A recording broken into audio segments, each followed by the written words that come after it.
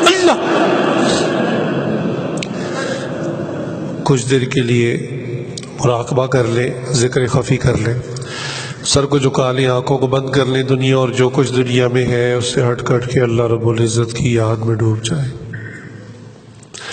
یہ تصور کیجئے کہ اللہ رب العزت کی رحمت آ رہی ہے، ہمارے دلوں میں سما رہی ہے، ہمارے دلوں کی سیاہی اور ظلمت دور ہو رہی ہے، اور اس کے شکرانے میں ہمارا دل کہہ رہا ہے اللہ اللہ اللہ اللہ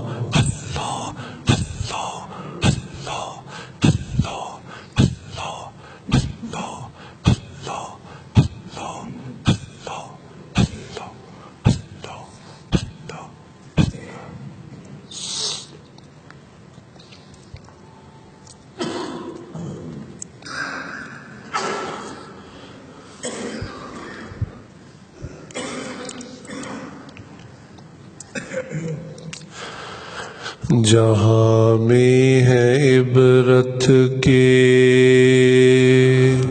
ہر سو نمونے، تجھے اندھا کیا ہے رنگ و بو نے، کبھی غور سے بھی یہ دیکھا ہے تو نے، جو معمور تھے وہ محل اب ہے سونے، یہ عبرت کی جا ہے تماشا نہیں ہے، جگہ جی لگانے کی دنیا نہیں ہے، جب اس بزم سے اٹھ گئے لوگ اکثر اور اٹھتے چلے جا رہے ہیں برابر، جب یہ ہے منظر پیش نظر تو تیرا کیوں بہلتا ہے جی کیوں یہاں پر، یہ عبرت کی جا ہے تماشا نہیں ہے، جگہ جی لگانے کی دنیا نہیں ہے، یہی تجھ کو دھن ہے رہوں سب سے بالا، ہو زینت نرالی ہو فیشن نرالا، جیا یوں ہی کرتا ہے کیا مرنے والا، تجھے حسن ظاہر نے دھوکے میں ڈالا، یہ عبرت کی جا ہے